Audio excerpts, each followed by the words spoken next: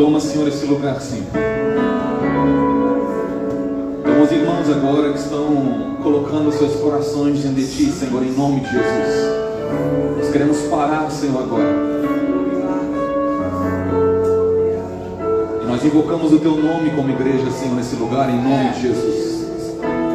O nome, Senhor, que todo principado, potestade, poderes, Senhor, tanto nos céus quanto na terra, Senhor, se curvam diante de Ti, Senhor, em nome de Jesus. Se dobram diante de Ti, Senhor. Nós exaltamos, Senhor. Nós declaramos a Tua grandeza nesse lugar, Senhor. O Teu domínio, o Teu poder, a Tua majestade, Senhor. Nós declaramos nesse lugar, Senhor. Nós abrimos os nossos lábios, Senhor, como sacrifício de louvor a Ti, Senhor, em nome de Jesus. Independente de circunstâncias, Senhor, independente do estado de cada um entrou nesse lugar, nós declaramos a Tua grandeza, Senhor, o Teu poder. É em Teu nome, Senhor. Como disse Pedro, Senhor, para Ti, quando foi desafiado por Ti, Senhor, a sua fé, ele falou, porque Tu estás dizendo, é por causa da Tua palavra, Senhor, que nós estamos aqui. Então nós exaltamos o Teu nome, Senhor. Não há nenhum outro nome, Senhor. Não há nenhum outro nome, Senhor, que nós nos curvamos, que nós rendemos glória, que nós louvamos, Senhor. Tu és dono do nosso coração. Em nome de Jesus. Ore pela vontade do Senhor agora, amado, em nome de Jesus. Eu sinto que nós precisamos orar essa manhã em nome de Jesus. Não sei por que você, qual foi a sua real intenção quando entrou nesse lugar, mas abra o seu coração agora, rasgue o seu coração diante do Senhor. Coloque suas necessidades, coloque os seus anseios. Ele já sabe, mas Ele diz para você falar para Ele, em nome de Jesus. Nós exaltamos a Ti, Senhor, nesse lugar. Em nome de Jesus, Senhor. Seja exaltado, Senhor. Seja adorado nesse lugar. Em nome de Jesus, Pai. Em nome de Jesus, Senhor. Seja exaltado, Senhor. Seja exaltado, Senhor. Seja exaltado. Seja exaltado.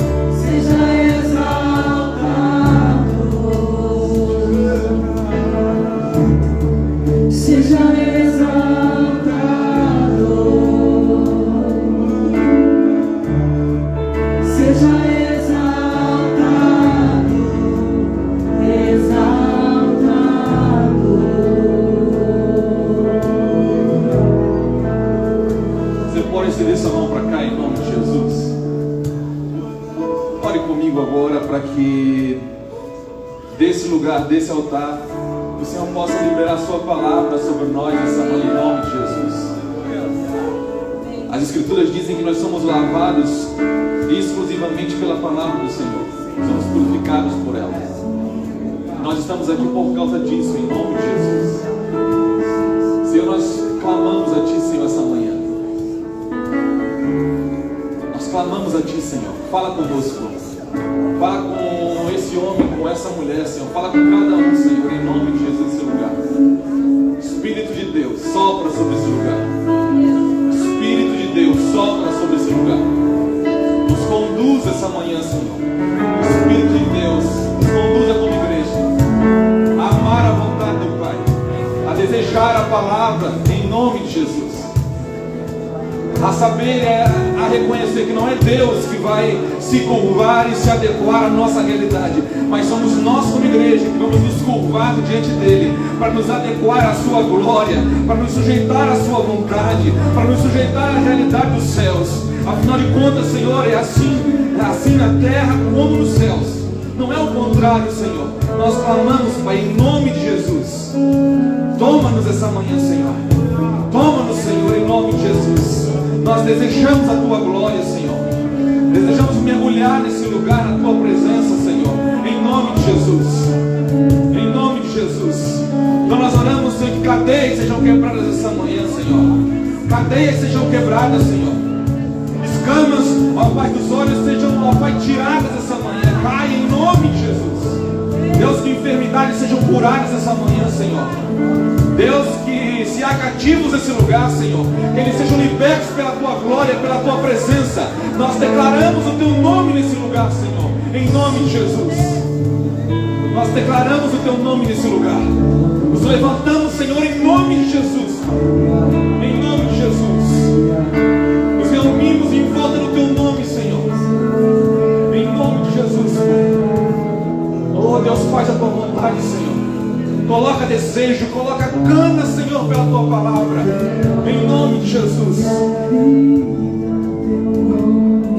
Esperança em mim, esperança em mim. Nós clamamos, Senhor, a mesma paixão, Senhor. A mesma paixão. É amor, o amor que sempre me encontra, sempre me encontra. Teu nome é vida, teu nome é esperança, a esperança em mim. Teu nome é amor, o amor que sempre me encontra, sempre me encontra.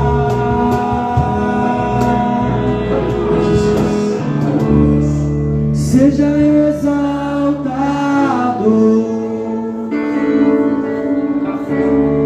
seja exaltado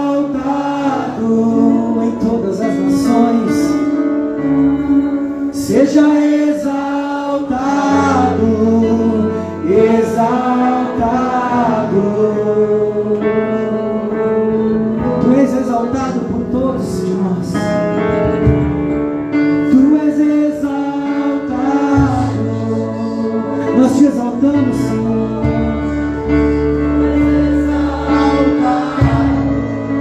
Exalte o nome dele em nome de Jesus. Seja exaltado, exaltado. Aleluia. Glória a Deus. Aleluia. Te adoramos, Senhor. Você pode aplaudir o Senhor. Aleluia. Aleluia. Glória a Deus. Como você está aqui, você pode tomar o seu lugar. Eu queria chamar as crianças aqui que estão com a pulseira. Libere seu filho. Aleluias. Vamos abençoá-los.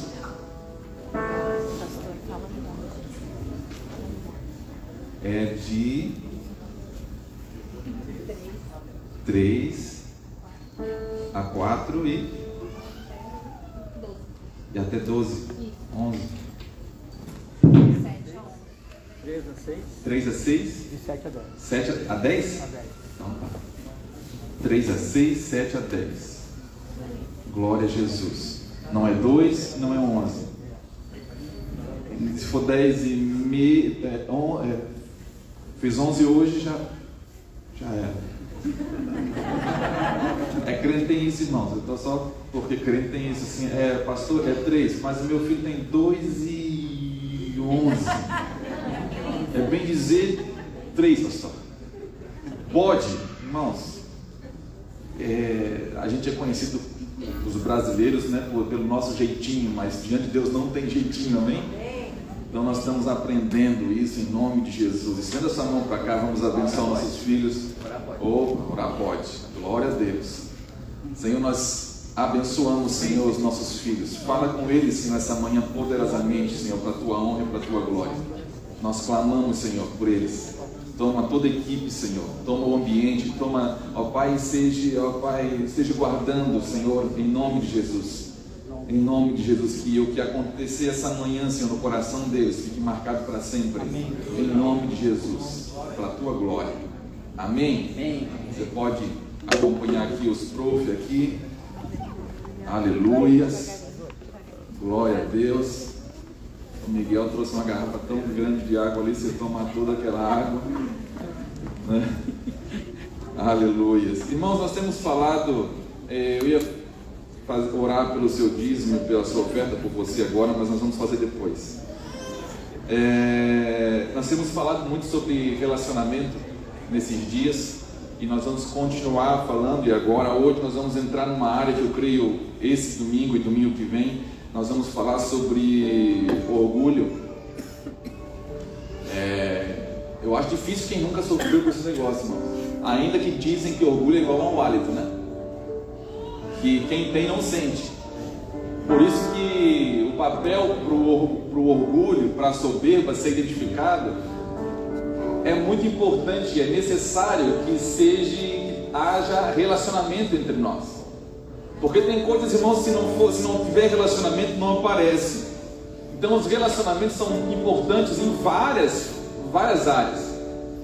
A primeira delas, por isso que nós estamos falando e frisando, porque nós estamos trabalhando para isso em nome de Jesus, é porque em João 17, Jesus diz: Pai, assim como eu e tu somos um, eu quero que eles sejam um como nós. Então o padrão da igreja, irmão, não nasceu em nenhum lugar dessa terra. O padrão de unidade da igreja não funciona a partir de nenhuma instituição dessa terra. O padrão de unidade para a igreja, ela é totalmente celestial, 100%. Por isso que é tão difícil se relacionar na dimensão de Deus, do nível de Deus, do jeito de Deus. Por isso que é tão desafiador. Por quê? Porque só com Deus para conseguir isso. Sem Jesus nós não conseguimos de maneira alguma. Então por isso que nós temos falado de relacionamento, porque nós sabemos o que Deus quer comigo e com você. Nós sabemos disso. E o que Deus quer? Por que Deus dá tanta ênfase ao relacionamento? Por que Deus inventou esse negócio de unidade, irmãos? Porque Ele escolheu assim. Se você tiver alguma reclamação para fazer, quando você chegar diante dele, você reclama. Liga no 0800 para falar com o pai e reclama: Senhor, não gostei desse negócio de relacionamento. Por quê? Porque o Senhor, Ele nos põe no lugar onde nós vamos ser quase que forçados a estar junto. Deus ele vai gerar isso. Deus provoca isso. Mas por que, pastor, que é tão importante? Porque Jesus diz o porquê que tem que ser um como Ele e o Pai são um. Porque somente assim a igreja vai transmitir e vai testemunhar aquilo que ela precisa testemunhar. Que Ele diz: Pai, para que eles sejam um, para que o mundo creia que Tu me enviaste. A mensagem não é nossa, irmãos. O testemunho não é acerca da gente. Nós estamos sendo levados a viver igreja. Nós estamos sendo levados a viver unidade, a todos estarmos conectados em Cristo, para que Ele seja pregado nesses dias. Então nós não estamos aqui por acaso. Eu não sei o porquê que você saiu da sua casa hoje, domingo, de manhã, podia ter ficado dormindo, irmãos. É gostoso, ainda mais quando é alguma coisa sobrenatural, espiritual, parece que bate mais sono, não parece? Oh meu Deus, que dificuldade, dá sono, é um monte de coisa, não começa a conspirar para você não vir estar nesse lugar. Porque um dia como esse, uma manhã como essa, pode ser crucial na sua vida, pode ser uma chave que Deus vai virar. Deus ele pode pegar você essa manhã, abrir o entendimento, para que a gente possa de fato decidir. Eu preciso decidir como homem, eu quero cooperar com isso. E nós vamos começar a falar hoje sobre orgulho. Como eu falei, que Deus nos dê graça, e como diz meu pastor, em caso de turbulência, irmãos, máscaras aí vão cair na sua frente, bote a sua máscara, irmão. E é tão interessante porque um dia eu estava viajando de avião, viajava bastante, agora não viajo mais. Mas interessante porque a gente aprende com essas coisas.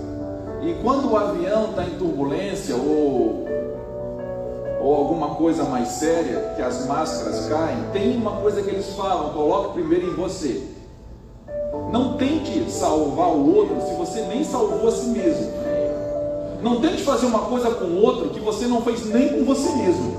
Não tente pregar uma coisa que não foi pregada nem para você mesmo. Não tente levar o outro a acreditar numa coisa que nem você acredita ainda. Você pode saber, você pode ter conhecimento, mas eu estou falando de crer, de viver, de ser intenso, de ser abundante, de mergulhar, de encarnar uma palavra. Porque o que Deus quer é que a palavra seja tão forte em você, tão forte, que é igual o Highlander, irmão, só cortando a cabeça para parar. O diabo vai olhar para você e falar assim, o objetivo é esse, a minha oração é essa, olha, o Wagner não tem como mais, só matando. Não para mais. Você vai ser uma pessoa não desejada mais pelo inferno. Porque não tem mais jeito. Impregnou em você. Impregnou a glória de Deus, impregnou a sua palavra, enraizou dentro, não há como arrancar mais. Se arrancar é tudo. Esse é o objetivo. Mas eu tenho que decidir, você tem que decidir. Há um orgulho que conspira contra tudo isso. E orgulho, irmão, não tem aparência, orgulho não tem raça, orgulho não tem classe social, orgulho não tem nível de intelecto, orgulho pega em qualquer pessoa. O orgulho, no livro de Jó, ele é descrito como uma besta indomável. Então não brinque com isso. Você nunca vai conseguir botar um anzol no nariz de Leviatã. O Senhor diz isso. É uma besta indomável. Agora é interessante que Deus, quando Jó, você vai ver alguns personagens aqui, irmãos. Eu vou sem pressa, tá? Se não der para terminar hoje, a gente vai para o domingo que vem. Mas eu quero passar detalhes para você que são importantes. Porque Jó, ele não fala simplesmente de Jó, mas o que Deus está falando no livro de Jó é a sua soberania. Porque não há nenhum ex-soberbo, nenhum ex-orgulhoso que não tenha conhecido a glória de Deus. Para você ser ex disso, é necessário se encontrar e conhecer a glória de Deus. Isso não tem jeito, irmão, não tem escola, não tem médico, não tem remédio, não tem uma pílula mágica, não tem nada capaz de remover essa praga de dentro do homem. Somente o conhecimento de Deus pode expurgar, tirar de dentro de você e de dentro de mim o orgulho. E eu falei, orgulho, muitas vezes a gente associa com gente rica. Ah, o cara é orgulhoso, tem tudo. Não, tem muito pobre. Pode ser miserável que é orgulhoso também. Orgulho não tem classe social, ele não mede classe social. Ele não está medindo o seu olerite para ver se vai pegar você ou não.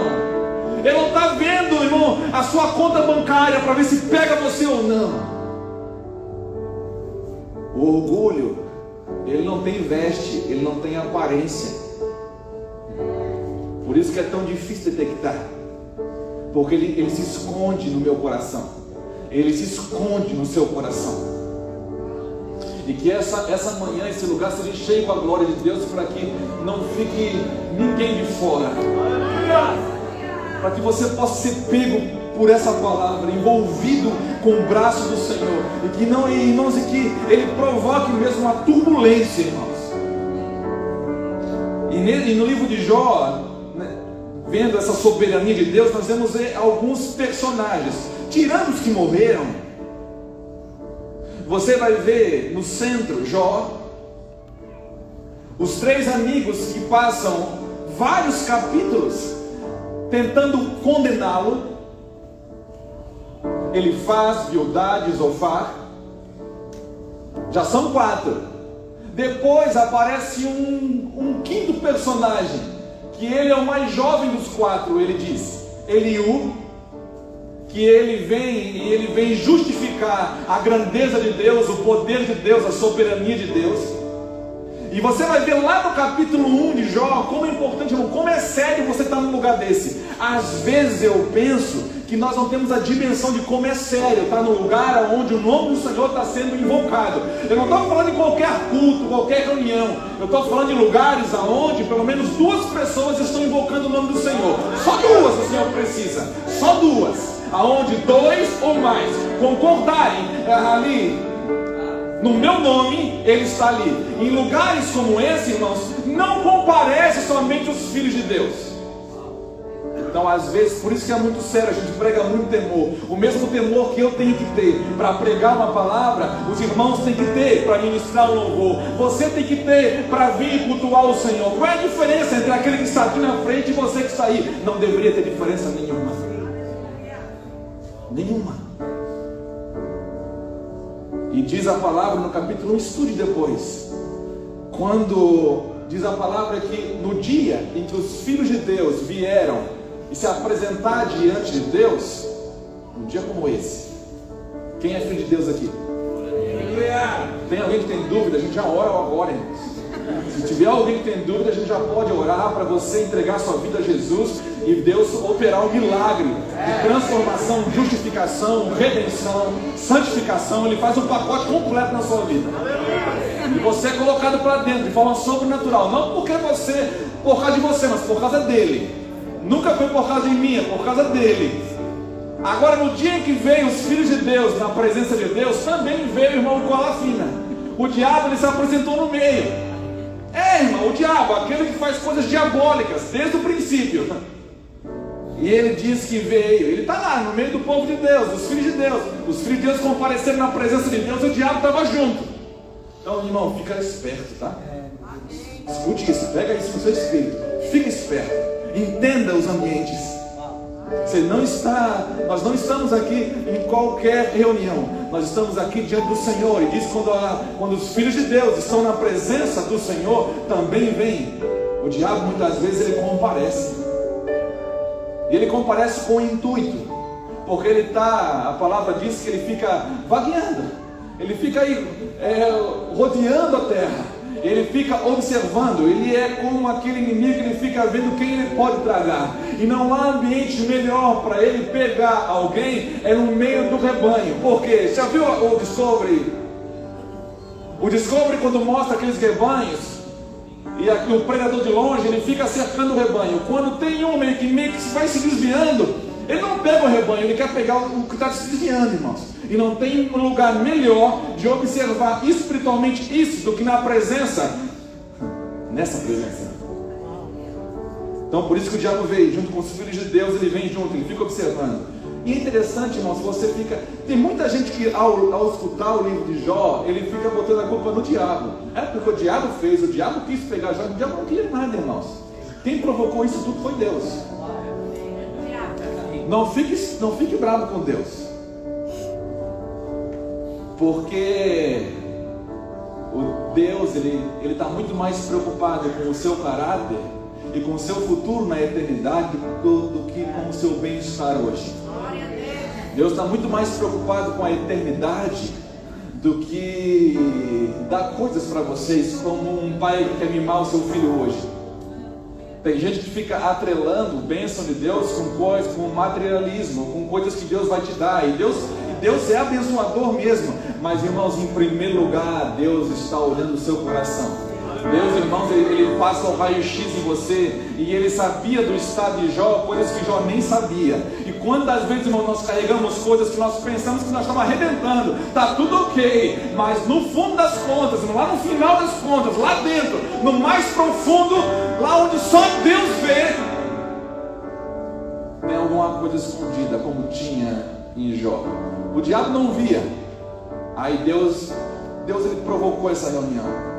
E Deus chamou o cão, irmãos. Ô diabo, vem cá. Porque o diabo, irmão, não sei se você sabe, ele se submete a Deus mais do que muito crente. Ele tem mais temor, ele anda em legalidade muito mais do que muito crente. O diabo, ele só faz o que Deus permite. O crente não, o crente dá jeito, o crente dá balão, o crente, ele quer envolver Deus, ele quer, até quando você, nós vamos ver, não vou falar isso agora, nós vamos continuar na mensagem, mas o crente, ele quer dar um jeitinho dele, ele quer envolver Deus. Então Deus chama o diabo. Vem cá, diabo, você está andando aí pela terra? Sim, estou. Ele falou, você viu o meu servo Jó? Quem chamou atenção para Jó, irmãos? Quem pegou o holofote e colocou em Jó? Foi o diabo ou foi Deus? Leia no capítulo 1, você vai ver que Deus chamou atenção. Irmão, Deus falou com o diabo pregando através da vida de Jó. Você viu o meu servo Jó, íntegro, um homem reto, não há na terra igual um homem como ele. Só que havia coisas nele que não tinham sido descobertas ainda, só Deus sabia. Aí o diabo falou: olha, ele é temente, ele é isso tudo que o Senhor está falando, porque o Senhor tem envolvido ele com muitas bênçãos. Então é claro que um homem abençoado como ele vai amar o Senhor. Então o Senhor falou: então tira, pode tocar em tudo que ele tem. E depois ele ainda continuou: pode tocar na saúde dele, só não tira a vida dele. Aí beleza, irmão, começou a aula, porque ali em diante o relacionamento começa a funcionar de verdade. E nós vamos ver por que é tão desafiador. Porque na hora que ele começa a ser tirado tudo da vida dele, os filhos, o rebanho, o gado, tudo que ele tem, casa, esse homem fica sozinho. E ainda até a mulher começa a complicar, né? Eu não vou falar da mulher dele hoje, mas começa a complicar. Ele fica ali, chega ele e faz Bildade e Zofar. Relacionamentos, eram amigos deles. Eles eram amigos. E eles começam a condenar Jó. E Jó, por sua vez, começa a fazer uma coisa que a gente é bom para fazer. Jó começa a se justificar. Jó se justifica tanto ao ponto de pensar assim, como muitas vezes, não sei se você já pensou: por que isso está acontecendo comigo? Por que Deus, não tem crente que está bravo com Deus, tem crente que hoje fica de mal com Deus. A visão da soberania de Deus, ele é tão pobre, que ele fica bravo com Deus. Deus, olha, eu estou bravo com o Senhor. Por que está acontecendo isso? Por que eu perdi isso? Irmão, Jó, ele não entendia, e como nós muitas vezes não entendemos o que Deus faz hoje. As coisas que estão acontecendo hoje, talvez você não entende, mas um dia você vai entender o porquê que elas estão acontecendo dessa forma. Existe um propósito, todas as coisas cooperam para o bem daqueles que amam a Deus e andam no seu propósito. Jó era um homem íntegro, um homem reto. Então Deus chama: olha, Jó, você é íntegro, você é reto. Mas Deus sabia que faltava uma coisa para Jó. Faltava para Jó sabedoria. Faltava para Jó uma dose de humildade. O contrário de orgulho e soberba. Faltava para Jó se tornar pobre de espírito. Mas isso não aparentava, não aparecia. Talvez Jó nem imaginava. Porque ele prestava culto, ele sacrificava, irmão. Jó sacrificava para ele e pelos filhos. Jó, ele era tão temente que ele, assim: meus filhos estão numa festa, vai que eles cometeram algum pecado contra Deus, eu já vou sacrificar antes por eles. Mas Deus, irmãos, por trás da nossa piedade, por trás do nosso culto, por trás de toda aparência religiosa, irmãos, às vezes a gente não sabe, ainda não descobriu o homem que nós acobertamos ainda. Só Deus sabe o homem que está aqui dentro. Só Deus sabe o homem que está aí dentro, Wagner. Só Deus tem acesso a coisas que muitas vezes nem nós sabemos ainda. Nós ainda estamos mentindo para nós mesmos, muitas vezes, atrás das nossas palavras, dos nossos serviços. Tem uma coisa que eu tenho pensado nesses dias, na história da humanidade. E nós podíamos falar amanhã todinha só sobre isso. A história da humanidade contada no Calvário. Porque de alguma forma, se nós formos pegar o Calvário, principalmente a narrativa de Lucas, você vai ver a humanidade, toda a sua história contada ali no Gólgota, aonde Jesus foi crucificado no meio de dois ladrões, duas pessoas extremamente condenadas. Nós pregamos domingo passado em 1 Coríntios 1 que Jesus, ele é para nós justificação, justiça. Ele é santificação, ele é redenção. Justiça por quê? Porque nós estávamos condenados. Nós tínhamos uma culpa legítima. Nós tínhamos uma sentença legítima. E de alguma forma, toda a humanidade, como diz Paulo em Romanos, nós todos estávamos condenados. Não havia um justo sequer. Quando ele veio e ele testificou da maldade do homem, das obras más, justamente o pecado ficou cada vez mais evidente. E ficou claro, não havia nenhum homem justo. Ou seja, no Gólgota, tenta imaginar, os dois ladrões e Jesus no meio.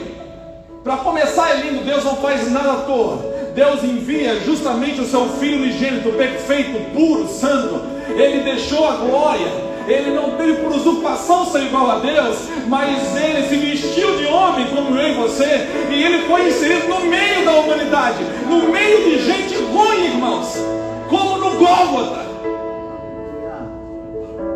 no meio de dois ladrões. Pode variar a culpa, pode variar os feitos, mas não são os feitos que estão aqui em jogo. O que está em jogo aqui é que os dois eram culpados. Havia culpa nos dois, os dois eram injustos, os dois estavam condenados, e Jesus veio para justificar tanto um quanto o outro. Agora é interessante também que naquele ambiente do Gólgota se manifestou o orgulho de um e o quebrantamento do outro. Os dois, Pablo, estavam vendo a mesma pessoa.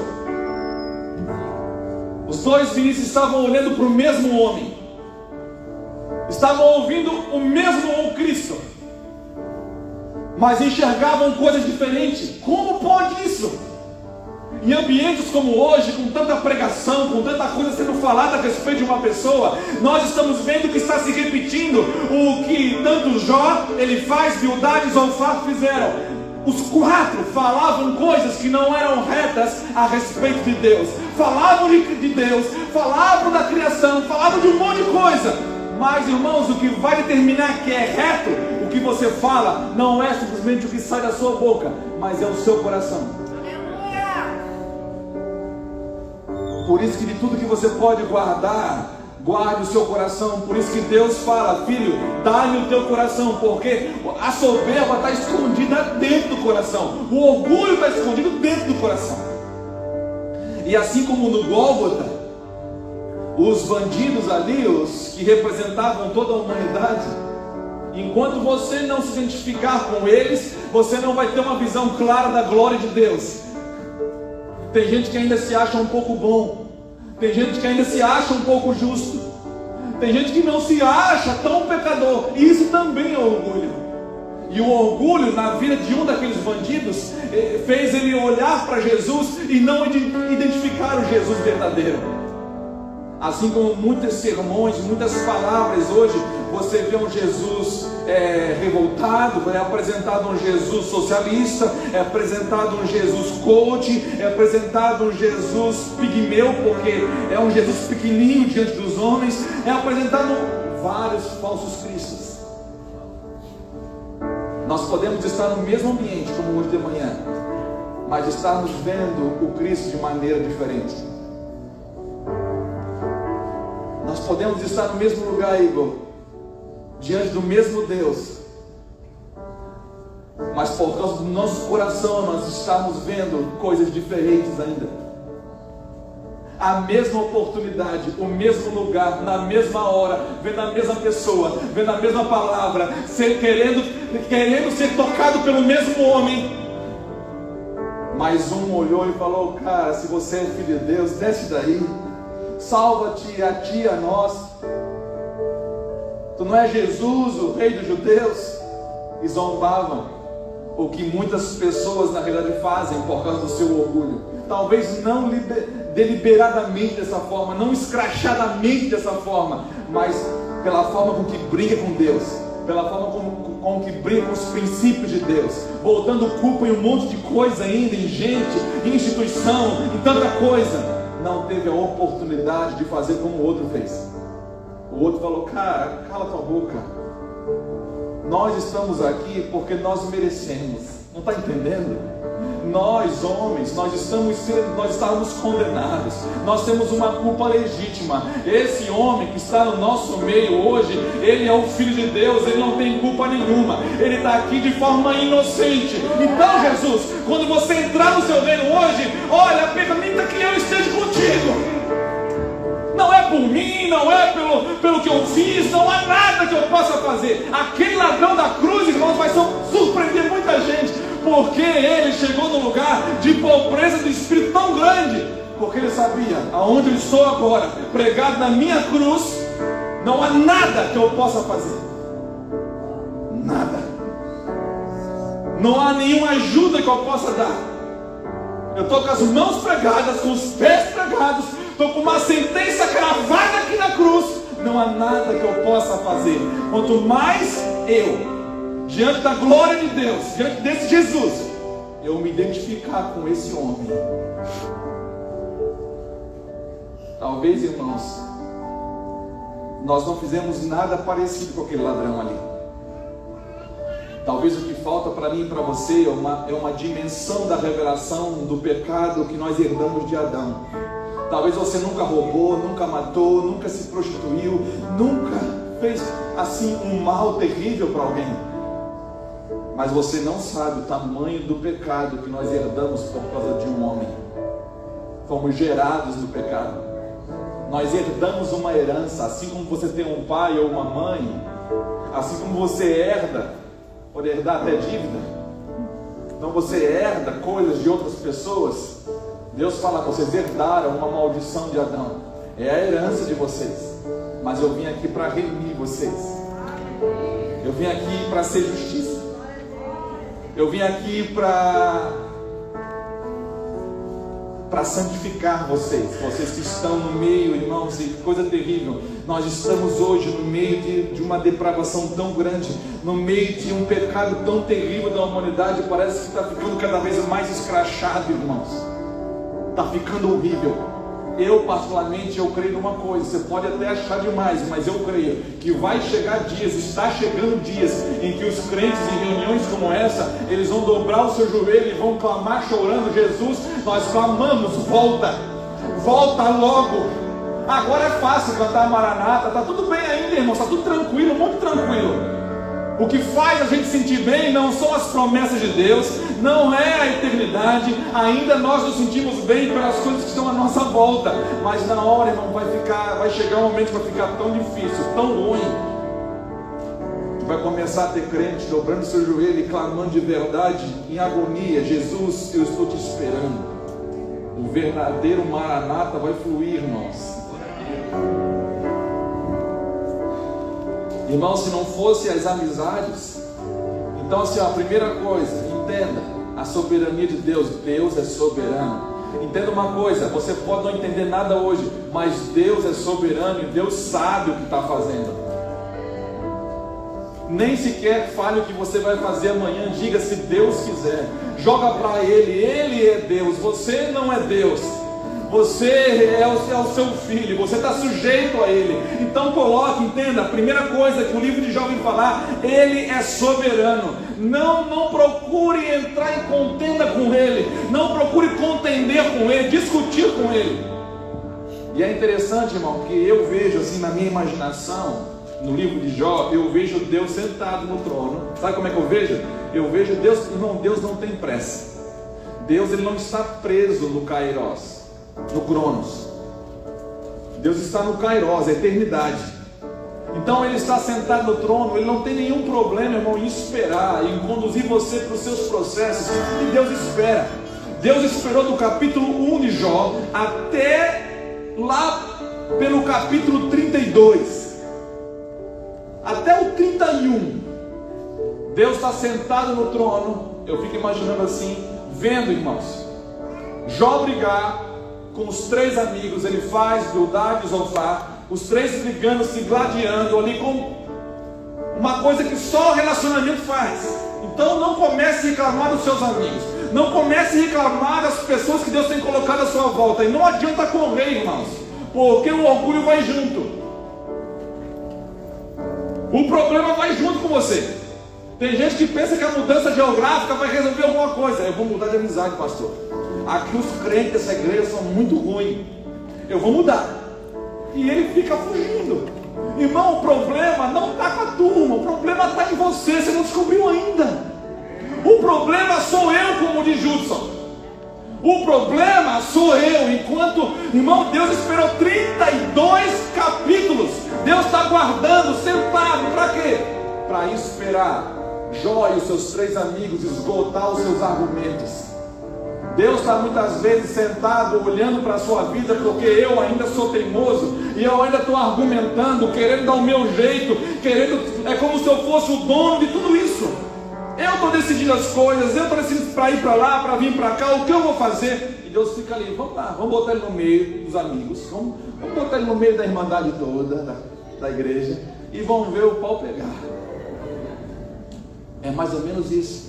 Aí você vê, estou com um problema de conflito de relacionamento, pastor. Irmãos, é pegadinha do Senhor. Não tinha como gerar unidade sem isso. Gerar unidade é eu e você sermos um. E não tem como ser um se não haver aproximação em relacionamento. É preciso acontecer isso. Era preciso ter Elifaz ou Bildade na vida de Jó. Agora pensa aí naquele irmão que te condena. Vai lá, pensou? Não é para falar, pensou alguém ruim? Ou até esse camarada que é ruim que você pensou, ele pode ser um instrumento de Deus e você não sabe disso ainda. Você devia louvar Deus pela vida dele e não ficar praguejando e reclamando. Pastor, é porque você não sabe como ele é ruim para mim. Irmão, todo mundo tem um Elifaz, um Bildade, um Zofar na vida. Todo mundo. Deus usa. E interessante, irmão, que homens como esse têm um papel mais fundamental na nossa vida do que nós imaginamos. Porque eles foram responsáveis na vida de Jó, para Jó conhecer e se deparar com o monstro que estava dentro dele. Um monstro que Deus fala que não tem como pegar e domar ele como você toma um cavalo. Não tem como você botar um anzol no nariz dele e trazer ele conforme a sua vontade. Para o orgulho aparecer na vida de Jó, foi preciso botar ele no meio de 3 caras cruel, que aparentemente conheciam a Deus. Chega de falar coisa bonita. Irmãos, escute uma coisa. O pastor vai falar para você.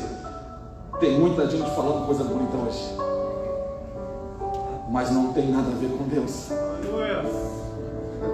O livro de Jó é prova disso. Eles falam de mim, mas não falam coisas retas, Pedro. Não há temor no coração deles. Sabe o que fez, por exemplo, Balaão ser considerado um falso profeta? Não foi o que ele profetizava, porque realmente Deus falava através da vida de Balaão. Ele falava.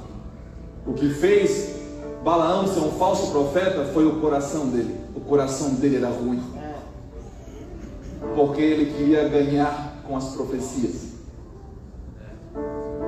Por fora, ele era um profeta que muitas vezes hoje, talvez podia estar pregando em muito altar hoje. Muitas igrejas iam convidar Balaão hoje, e ainda fazer rachadinha ainda. É triste, mas é verdade. Porque, irmãos, a situação da igreja sem Deus, ela é uma calamidade. O ser humano, ele em si, é como aqueles 2 ladrões na cruz. Não tem. Irmão, a diferença é que um olhou para Jesus e reconheceu o Cristo, e o outro não reconheceu. Qual é a diferença entre nós e ele? Eu não sei, você que vai descobrir qual dos 2 vocês são. Em qual dos 2 eu me adequo, eu me conecto? Ou com um que está zombando do Cristo, ou com o outro que reconheceu, não, o culpado aqui somos nós. Nós somos o culpado, ele é o inocente. Palavra dura, mas eu preciso falar para você, porque é a verdade. É a verdade. Deus espera aqueles homens conversarem, trocando, teologizando ali, uma manhã toda talvez, fica falando, e Jó querendo justificar a si mesmo, e aqueles homens tentando condená-lo. Agora vamos ler a Bíblia. E a gente acha que pensa assim, pastor, não vai ler a Bíblia? Né? Vamos ver até onde ele vai, né? Jó 40, abre aí.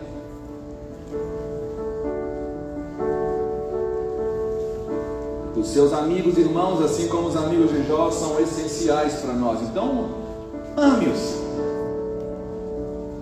Se Jó entendesse que o problema não era os amigos, era ele. Se os amigos entendessem que o problema não era Jó, era eles. Irmãos, iria começar a haver uma conversão em massa no livro de Jó. Iria começar a haver uma conversão em massa. Deus permite que nós venhamos ter conflitos para ver se a gente se converte, irmãos. Para ver se a gente fica um pouquinho mais parecido com Ele. Jó 40, de 1 a 15, vamos ler. Vamos fazer a leitura bíblica de hoje.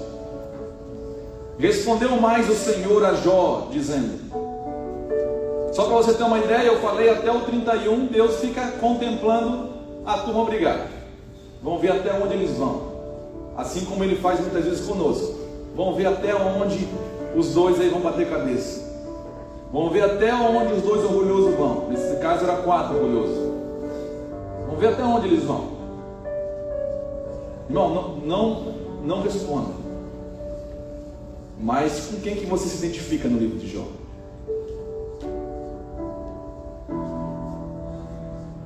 Só não vai se identificar com Leviatã, por favor. Estou falando dos 5 amigos. Respondeu mais o Senhor, até o 31 então, o negócio está pegando. 32, Deus levanta Eliú. 38 acaba com tudo, irmãos. Essa é a hora gostosa. O que acontece passando 38? Deus bate na mesa e fala: até agora vocês falaram, de agora em diante fala eu. Aí acaba, irmãos, porque diante da glória de Deus não tem argumento mais para ninguém. Não tem mais argumento para ninguém. Então Deus vai dando corda, irmão. Deus vai dando corda. Você vai falando: ah, mas eu acho isso, pastor. Eu acho que o fulano está errado. Eu acho que o fulano está assim. Eu acho aquilo. Todo mundo acha alguma coisa. Mas no 38, irmão, e que aconteça um 38 na nossa vida. Aí Deus bate na mesa e fala: Deus, acabou. Agora, Jó, você falou demais. Agora cala que eu vou te perguntar algumas coisas.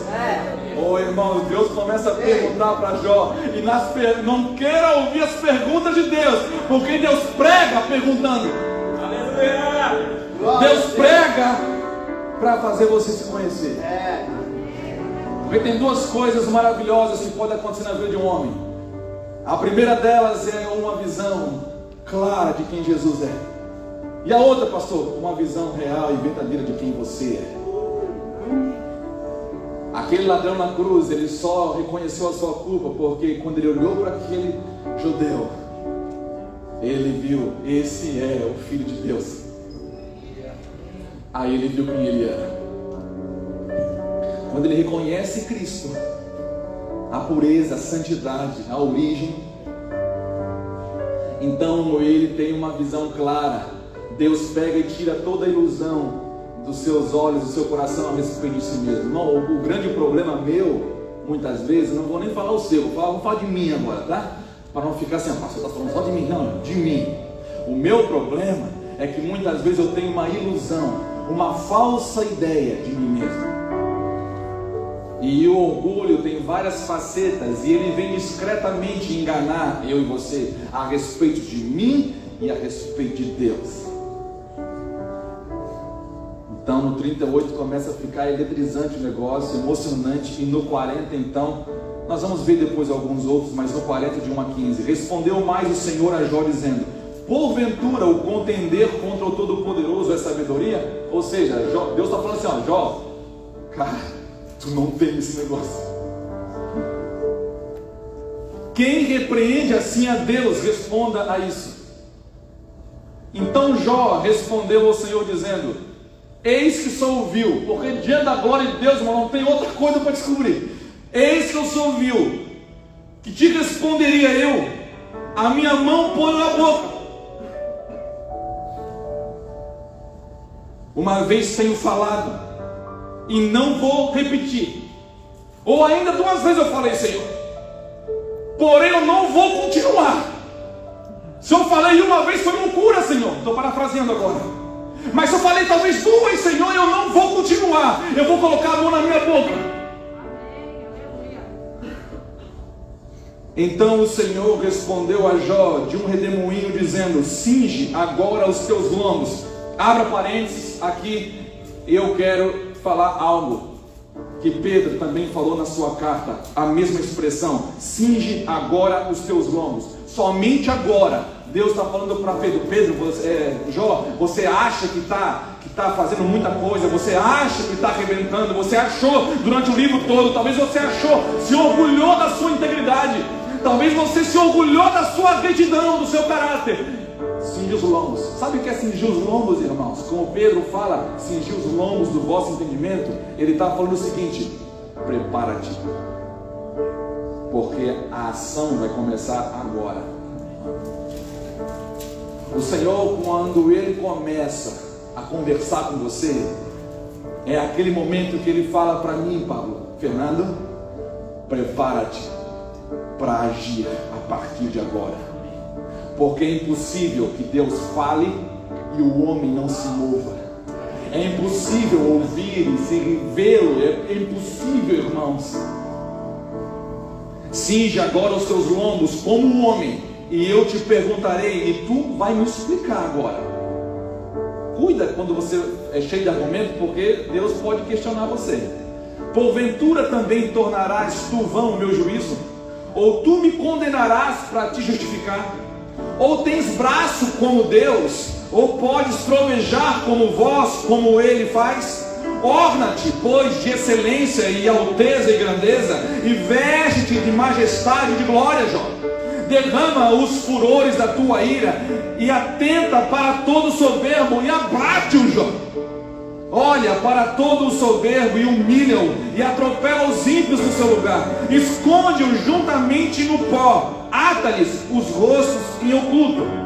Se você fizer isso, Jó, versículo 14, então também eu a ti confessarei que a tua mão direita te poderá salvar.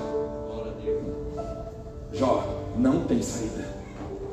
E por melhor que você julgava ser, por melhor que você era, ser bonzinho até, mas você precisa entender que não tem nada que você possa fazer para se salvar.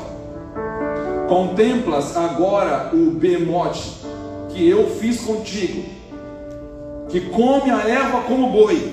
E ele vai falando aqui um monte de coisa sobre esse bemote, que alguns dizem que é tipo um hipopótamo. E é interessante que você for estudar uma besta dessa. É interessante que uma besta, Deus está falando sobre o seu poder e a sua força. Não adianta tentar lutar contra Deus. Eu sempre aprendi uma coisa: ninguém vence. Deus não conhece um Deus maior do que Ele. Deus não conhece derrota. Deus é soberano, Ele é excelso, Ele tem todo o poder, dele pertence toda a glória. Não há como lutar contra o Criador, não há como lutar contra o grande Deus. Então ele está falando o seguinte: olha, Jó, eu fiz um ser, eu fiz uma besta com você, e olha, aprenda, Jó. Por quê? Porque esse animal que eu fiz, ninguém pode contra a sua força. Você sequer é um homem, quando você vai estudar, digamos que seja realmente um hipopótamo, como muitos dizem. Sabia que ninguém consegue capturar um hipopótamo olhando para ele? Sabia que se o hipopótamo olhar para você, você não consegue o capturar? Só tem um jeito do hipopótamo ser capturado: é você se escondendo e armando uma armadilha para ele cair. Mas ninguém vai olhar para ele e ele olhar para a pessoa e vai conseguir vencê-lo, porque ninguém tem uma força como ele. Diz que com o seu focinho ele arrebenta as armadilhas, ele destrói tudo. Ele é um exemplo de força. Não há como, Jó, você ir contra mim. Não há como você olhar nos meus olhos e ainda continuar tentando se justificar, Jó. Você vai se destruir. Não há como você brincar com o Altíssimo. Sabe aquele sermão de Jonathan Edwards, Pecadores na mão de um Deus irado? Quando o homem se depara com a sua glória, ele vê não somente quem Deus é, mas ele vê quem ele realmente é. Irmão, só sobra temor, não fica mais nada. A gente descobre, não tem o que fazer para se salvar diante disso. Agora, irmãos, tem coisas maravilhosas que nós começamos a aprender aqui. Irmão, o orgulho é uma besta indomável que domina sobre todos os que são altivos. O capítulo 41 diz que esse ser, que algumas traduções falam que literalmente é Leviatã, ele domina, ele reina sobre os soberbos, e os olhos dele estão sobre os altivos. Ou seja, todo aquele que é altivo, mesmo numa reunião diante de Deus, ele consegue pegar. Por isso que eu falo que em reuniões como essa, talvez às vezes o diabo comparece, não é para cultuar Deus, é só para ver se ele encontra um altivo no lugar errado, falando coisas erradas, de coisas que ele não compreende, não conhece e não entende. Como então, pastor, eu posso descobrir que eu sou orgulhoso? Boa pergunta, né? Porque se dizem que é com um mau hálito, quem tem não sabe. Aí nós falamos até agora o jeito de Deus. Qual é o jeito de Deus, pastor? Bota ele no meio da igreja. Simples. Bota ele. Vamos gerar uma coisa chamada relacionamento. E eles vão descobrir o quanto eles são orgulhosos. Sabe como que uma esposa descobre que é orgulhosa? Ou um esposo? Não é quando é solteiro, é quando eles estão casados. E daí você vai brigar e parece que são os quatro brigando ali no caso. Quem é casado aqui, levanta a mão. Não tem dúvida agora não. Pode levantar agora, tem coragem. Não pode ter dúvida agora não. Aí você vai brigar, e eu não sei como é que é na sua casa, mas na minha casa, irmãos, é assim, quando um casal vai brigar, às vezes começa a briga, tá lá não precisa muita coisa. Quando a gente arruma qualquer coisa, serve. É o tubo de passar de dente, é uma toalha no chão, é o cara que deixou a cueca no banheiro no chão, é a mulher que não fez a comida, o bife não ficou do jeito que ele queria, aquele dia que ele atravessado, então nenhum bife ficaria. Mas então começa a brigar, e quando começa a brigar, a briga é o seguinte: vamos ver quem é o culpado aqui da história. E aí ele começa a acusar ela começa a acusar ele, e pode ficar uma hora, um dia, depende do quanto que a gente é ruim, fica 2 dias, 3 dias brigado de tudo, e depois começa a brigar, daí daqui a pouco, depois de 1 hora, 2 horas brigando, você nem lembra mais o primeiro motivo. Se for perguntar assim, qual é a origem da briga, você não sabe mais. A origem, irmãos, é o orgulho. A origem não é a pasta de dente, não é o bife, não é a cueca no chão. A origem é o coração do homem que é mau. Porque pode acontecer qualquer coisa vai ser ruim. Eu não sei você, vamos falar de mim, mas tem dia, irmão, que a gente acorda que, pelo amor de Deus, se pudesse desligar o disjuntor, desligava o disjuntor, irmão, porque é muita ruindade. Aquele dia assim que parece que ninguém pode dar um oi para você. Você está ruim, você é ruim. E pior que você aí começa a fazer o efeito contrário, de vez de olhar para o Senhor, para o teu Criador, e ir para o lugar errado, para o lugar certo, e de ter um dispositivo que te joga para a presença dele, você vai para a briga, você quer brigar. Aí os relacionamentos, eles são uma dádiva de Deus para mim e para você, são um presente. Por pior que seja, essas pessoas que nós julgamos muitas vezes do nosso lado, eles são um presente de Deus. Por quê? Porque se eles não mudarem, pelo menos eu estou mudando. Porque eu não sei quantas vezes eu vou ter que falar, irmão, mas eu vou falar, eu não vou me cansar de falar a mesma coisa. Em Deus, o cristianismo verdadeiro, irmão, a consolidação da minha fé, o meu desenvolvimento como santo, não depende de ninguém, é de Cristo. O relacionamento não é para ver o que eu vou ganhar com isso, é para ver o que eu vou dar agora. Deus me cura aqui para me entregar aqui. Deus está me transformando, Ele está me transformando, para que eu possa olhar para as pessoas de forma diferente, não condenando. Não, quantas vezes eu condenei pessoas, Quantas vezes eu olhei para pessoas, Wagner, eu olhei com os olhos como ele faz, Bildad e Zofar. Por trás, eu pensei que eu era humilde, quando eu pensava assim, ó, estou sendo injustiçado. Está acontecendo isso injustamente comigo. Coitado. Por trás de um espírito de coitadinho, irmãos, tem um baita de um orgulhoso escondido. Você se sente menosprezado. Irmão, o rejeitado, irmãos, ó, tem um orgulhoso camuflado ali dentro. Ah, pastor, o senhor não conhece, mas está todo mundo virando a cara para mim. Olha aqui, Deus está querendo, Deus te botou numa escola. Deus te botou numa escola de relacionamento. Não há, irmão, evidência maior de orgulho do que o ato de se justificar e contender com o Criador. Eu vou falar mais. O ato de se justificar diante de Deus é você se justificando, declarando para Deus: eu estou certo e tu estás errado. Deus precisava levar Jó até esse lugar. Que lugar, pastor? De se justificar. Porque foi quando ele começou a se justificar que entrou Eliú depois e falou para ele. Olha só o que Eliú fala para Jó. Capítulo 32, versículo 1. Então aqueles 3 homens cessaram de responder a Jó. Por quê? Porque acabou o argumento, é lógico. Porque era justo. Porque Jó era justo aos seus próprios olhos. Irmãos, se tem um perigo para mim e para você, é você ser bom aos seus próprios olhos. É você ser justo aos seus próprios olhos. Quando você se coloca num lugar como justo, como um homem que está certo, você está condenando uma turma diante de você. E muitas vezes você está contendendo com o próprio Criador, como é o caso de Jó. E acendeu-se a ira de Eliú, filho de Baraquel, o Buzita, da família de Rão. Contra Jó se acendeu a sua ira, porque se justificava a si mesmo mais do que a Deus. Olha só. Jó, você está falando mais de você do que a Deus. Jó, você está olhando muito mais para você, para as suas qualidades que você acredita que você não é ruim, que você acredita que você é bonzinho. E você, quando faz isso, você está dizendo para Deus: Deus, tu estás errado. Deus, tu que é responsável por isso. Deus, por que você está fazendo isso? Irmão, você pode não entender agora. Escute o que eu estou falando. Você pode estar acontecendo a pior coisa da sua vida. Você pode não entender agora, mas por favor, não se justifique. Não caia nesse erro.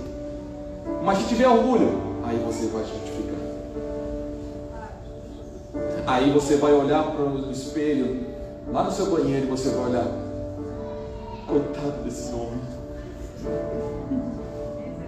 Eu não queria ser esse homem, coitado. Injustiçado por Deus. Pastor, não falo isso. Mas daí a gente pensa: todo mundo se dá bem. O fulano está se dando bem. O ciclano consegue. O Beltrano é poderoso. Todo mundo se dá bem. O casamento do fulano, o casamento do ciclano, a empresa do cara, está todo mundo, até o João, até o ímpio está se dando bem, Senhor. Coitado desse homem. Isso é o ato de se justificar, querer mostrar para Deus: Deus, ó, sou bom. Olha que é uma injustiça que o Senhor está permitindo fazer. Não existe remédio melhor para o orgulho do que o conhecimento de Deus. O orgulho carrega em si uma visão turva. Escute isso: o orgulho, ele carrega em si uma visão turva do Criador e uma ilusão de si mesmo. Eu vou repetir para você: o orgulho carrega em si uma visão turva do Criador. Você nunca vai conseguir, com orgulho, enxergar Deus claramente. Tem uma revelação clara de Jesus e uma ilusão. Ao mesmo tempo que você vê Deus meio que nublado, você enxerga você de forma iludida. Estão entendendo? Estão entendendo o que o orgulho é capaz de fazer? O orgulho, irmãos, a soberba, é pensar além de si mesmo, ao ponto de pensar que pode resistir, contender ou repreender a Deus. O contrário disso, pastor, que Deus fala Lá em Mateus 5, bem-aventurados são os pobres de espírito. Irmão, o tipo de gente da terra é expressado na soberba e no orgulho, aonde o homem, quando consegue chegar em alguns lugares, ele se sente autossuficiente, ele se sente um Deus mesmo. Tanto que a identificação do homem do final dos dias, dos últimos dias, seria que eles seriam amantes de si mesmos, que o seu ventre seria o seu próprio Deus, eles seriam o seu próprio ídolo. Aí Deus fala o seguinte: olha, na terra é assim, mas no céu eu vou falar para vocês como que é o homem. O homem do céu, ele é pobre de espírito, tipo aquele ladrão.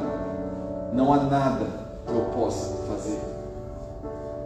Sabe quando Jesus... pastor, isso é heresia. Não é heresia, irmãos, por favor.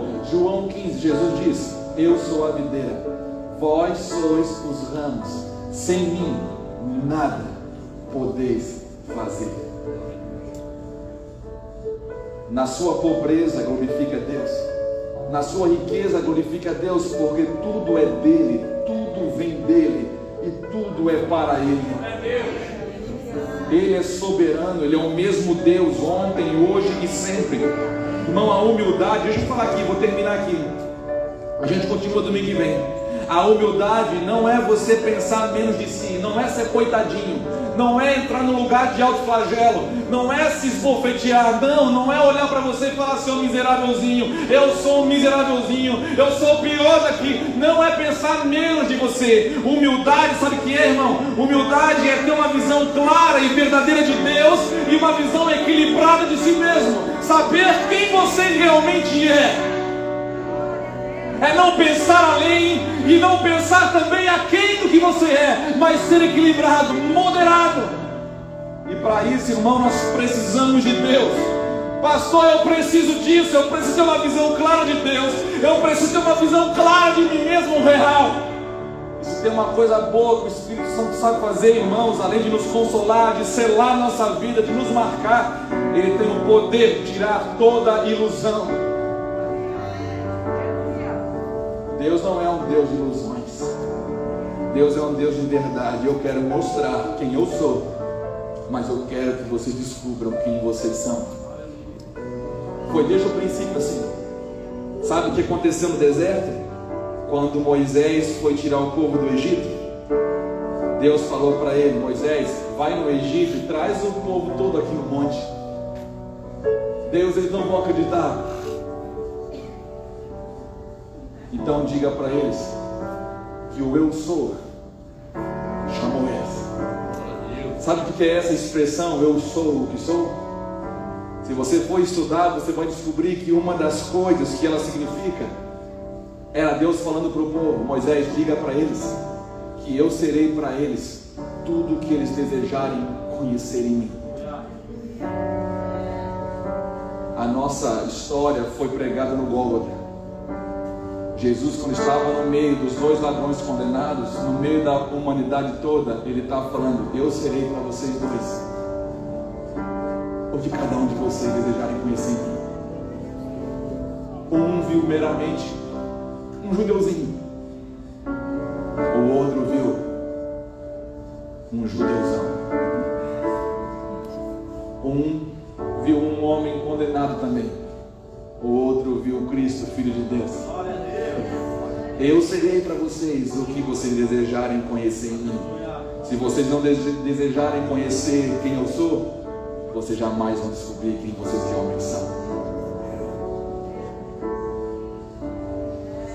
Vocês vão acabar brincando de ser deuses, em nome de Jesus. E eu quero orar por você. Eu quero orar por você. Feche seus olhos agora. Nós estamos na presença de Deus. Tem mais de 2 pessoas aqui em nome do Senhor. Eu quero convidar você, pastor, a palavra me pegou. A palavra de Deus não é só uma armadura para te proteger dos ataques inimigos. A armadura de Deus também é para te proteger da fraqueza da sua carne, da sua alma. E se essa manhã a palavra tocou, irmãos, aonde precisava tocar, eu quero orar por você. Em nome de Jesus. Se você quiser sair do seu lugar, corre aqui rapidinho aqui na frente, eu quero orar por você agora em nome de Jesus. Eu preciso, pastor, ter uma revelação de Cristo. Eu preciso ter uma revelação de mim mesmo. Eu estou brincando, o orgulho está me devorando, eu estou pensando que eu vou conseguir dominá-lo. O orgulho é uma besta indomável, irmãos. O orgulho tem destruído a humanidade. O orgulho tem feito o homem pensar que é brincar de ser Deus, que não depende mais do Senhor, que não precisa mais de Deus. O Washington está aqui, lá da Europa, irmão, está na Alemanha, tem uma base missionária, evangeliza a Europa também, ele sabe lá, irmãos, é o pós-cristianismo, as pessoas estão brincando em ser Deus, acham que não precisam mais, o orgulho fez isso. Coloca a mão no seu coração, a palavra já tocou a ele hoje. Deus, nós oramos agora, Senhor. Nós oramos por cura, nós oramos pelas suas misericórdias, nós clamamos, Pai, em nome de Jesus. Toca o Senhor, toca os seus filhos essa manhã. Em nome de Jesus, enquanto nós te adoramos, Senhor, cura os seus filhos. Vem com cura, Senhor, vem com restauração. Senhor, trouxe eles nesse lugar para serem curados. Em nome de Jesus. Eu vou caminhar. Abra o seu coração, Senhor.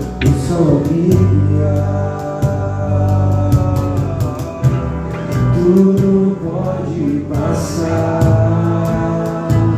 teu amor jamais me deixará. Sempre há de existir nova manhã. Preparado pra mim, preparado pra mim.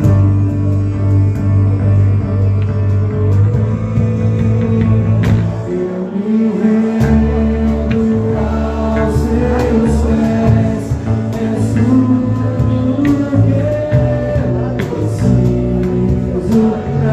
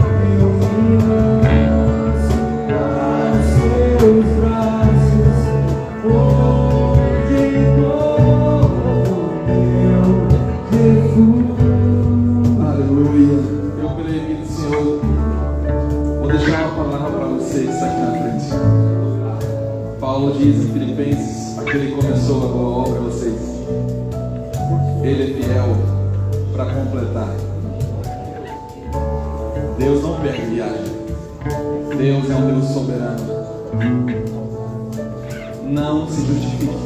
Se você voltar para casa com essa frase, com essa sentença para você, não se justifique, já é um começo. Em nome de Jesus. Deixa eu só fazer uma pergunta.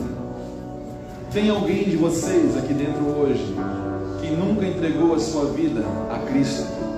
Nunca fez essa aliança com Jesus? Você ouve falar dele, você está no meio, mas você nunca fez uma aliança pública com ele. Você nunca confessou ele. Você nunca entregou o seu coração para ele ser o Senhor. Tem alguém? Só levante sua mão comigo. Pode vir aqui. Tem mais alguém aqui, irmãos? Se tiver, levante sua mão, eu quero orar com você. Em nome de Jesus.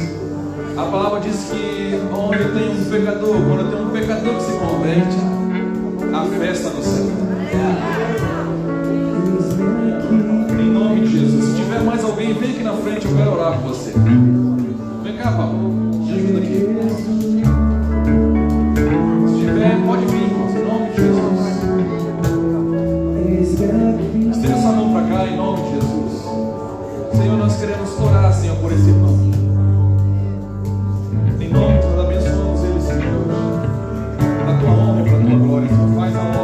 Completa, Senhor.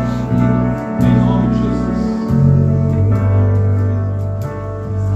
Em nome de Jesus. Aleluias. Deixa eu orar agora com você que vai. Eu não preciso falar mais nada para você. Eu creio, irmão, que diante de um Deus soberano a gente precisa parar de brincar. Pegue os princípios de Jesus e aplique-os na sua vida, inclusive nas suas finanças. Porque agora eu quero orar por você. Você que vai ofertar essa manhã, você que vai entregar o seu dízimo, pega ele agora. Os irmãos têm a maquininha ali. É só chamar eles ou ir até eles, né? A maquininha está com bateria, vai poder. Eles vão até você. Pode sentar, em nome de Jesus. Irmãos, nós queremos convidar você para caminhar conosco, mas é um relacionamento de aliança. Não é só flertar. Numa aliança, irmãos, nós vamos ter comunhão em todas as áreas. Em nome de Jesus. Nós queremos pedir a sua oração pelo que Deus está fazendo nessa cidade, pela vontade de Deus, pela sua glória. E nós queremos avançar, irmãos, em nome de Jesus. Nós estamos avançando em nome de Jesus. E nós louvamos a Deus pela vida de todos aqueles que têm entendido os princípios. Dízimo, irmãos, por exemplo, não é uma coisa que você administra, que é algo seu, é do Senhor. A oferta é uma semente que você deseja plantar também. Então pegue a sua oferta hoje, pegue o seu dízimo, em nome de Jesus. Eu quero orar por você. Tem o Pix? Você pode fazer, quem está assistindo também pode fazer de casa. E os irmãos que precisam, estão lá as máquinas, né? Você pode levantar e ir até eles ali no canto. Pegue o seu dízimo, a sua oferta agora. Senhor Deus, em nome de Jesus, nesses dias difíceis, Senhor, eu quero orar pelos teus filhos, para que eles sejam abençoados por Ti. Que a Tua graça, Senhor, esteja sobre essa casa, Senhor, sobre essa família. O Teu favor esteja acompanhando todos eles, Senhor, que têm andado nos Teus princípios. E a verdadeira prosperidade, Senhor, não a que o mundo oferece, mas a do céu, a do Teu reino, Senhor, esteja sendo manifesta na vida deles. Uma prosperidade que gera contentamento, Senhor, alegria, satisfação em Ti. Em nome de Jesus, Pai, toca em cada um deles para a Tua honra e para a Tua glória. Em nome de Jesus. Amém. Você pode entregar a sua oferta, o seu dízimo. Se você pode trazer aqui na frente do gasofilácio, pode entregar. Em nome de Jesus. Que apague o seu amor. A cruz me libertou. A cruz me libertou. Seja exaltado, engrandecido. Seu nome é santo, poderoso é. Jesus não há nada que apague o seu amor. A cruz me libertou. A cruz me libertou. Aleluia. Estejam orando também pelos irmãos que estão enfermos, internados. Pelo Paulo, coloque o Paulo na oração de vocês. O irmão Paulo é um irmão precioso que há meses ele está no hospital internado, e é o pai da Raquel, e nós temos orado por ele, crendo no milagre, irmãos. Lá em Itajaí agora nós tivemos um milagre, uma mãe de uma menina da igreja que ficou muito tempo em coma, deu encefalite, deu infecção hospitalar. Ela tiraram a medicação, ela não respondia durante semanas, sem explicação nenhuma. E os médicos pensando que ia vir várias sequelas se ela voltasse. E a igreja orou, a oração dos santos, irmãos, pode muito. Creia na oração. E a gente tem recebido notícias dos últimos dias, ontem, as notícias são que ela já está respondendo, já está sentada, ela já está, ainda está com a tráqueo, mas ela já está respondendo as perguntas e aparentemente os médicos falam que ela está ótima. Então vamos continuar. Pastor, mas se não acontecer, nós vamos continuar crendo em nome de Jesus. Não cabe a nós escolher a hora que vai acontecer ou não, e determinar se vai acontecer ou não. É Deus. Nosso papel é orar e crer no Senhor, no seu nome. Amém? Outra coisa, deixa eu conhecer quem nos visita hoje pela primeira vez. Levante sua mão bem alto. Olha aí que tanta gente. Vamos fazer o seguinte: quem está perto desses irmãos, cumprimenta eles, irmãos. Para nós aí, desejo que eles sejam bem-vindos. A gente espera que você tenha sido muito abençoado nesse dia. Glória a Deus. Aleluias. Faz isso, irmãos. Vocês são muito bem-vindos. É a família de Deus aí que te recebe. Se você, escute algo, se você é de outra cidade, está passeando em Floripa, leve o nosso abraço para o seu pastor. Agora, se você é daqui de Floripa, da região, pastor, eu estou solto, pastor. Você é bem-vindo no nosso meio. Pastor, mas não gostei. Faz uma força, irmãos. Faz uma força. E eu também queria hoje, falar para vocês. Tem um amigo especial aqui, fazia muito tempo que eu não via. Pastor Igor, lá de Cascavel. Está passando férias em Itajaí. Levanta essa mão, Igor. E o Igor, irmãos, eu não me lembro o ano que eu fui lá a primeira vez em Cascavel. Tu lembra? 2014. A gente foi ministrar na igreja deles, que era numa garagem, né? O pessoal pensava, pastor, não vai numa garagem. Era numa garagem, só uma rodinha, era bem dizer a família de vocês, um outro amigo. E hoje eles estão lá fazendo a obra de Deus. E eu falei, só não esquece quando crescer, né? Glória a Jesus. É bênção, Igor, ver o que Deus está fazendo na vida de vocês. Irmãos, ali fora tem os livros da livraria, tem os nossos livros, tem o livro do pastor Luiz. Todo o recurso é revestido para missões. Falar em missões, deixa eu falar para você. Tem os 3 recados ainda para dar. Nós estamos avançando nas missões, na justiça social, na cidade, na região. Nós vamos agora dar uns passos importantes. E eu queria pedir oração de você. Nós temos ali as missões, ali onde o Paulo está desenvolvendo a escolinha de futebol, o trabalho de ressocialização. Tem uma turma aí, né? Está vindo sempre junto. Tem outros trabalhos que os irmãos vão fazer em orfanatos. Nós estamos avançando. Eu queria pedir a sua ajuda na oração. E é para você saber, irmãos, que essa casa está se movimentando para abençoar a cidade. Nosso intuito não é ficar trancado dentro de uma sala, mas é abençoar a cidade e testemunhar de Jesus Cristo nesse lugar, no Brasil e nas nações, em nome de Jesus. Outra coisa, na saída hoje, Elaine, levante a mão aí. A Elaine está em pé já, né? Ali a mão levantada. E o Jaci também está ali, esse casal maravilhoso. Eles são responsáveis pelo Integra e pela recepção aqui, as boas-vindas. Então, dê o seu nome para 2 coisas. Pastor, eu quero participar da igreja. Então, dê o seu nome para o Integra. Vai estar acontecendo dia 19 de fevereiro, um sábado.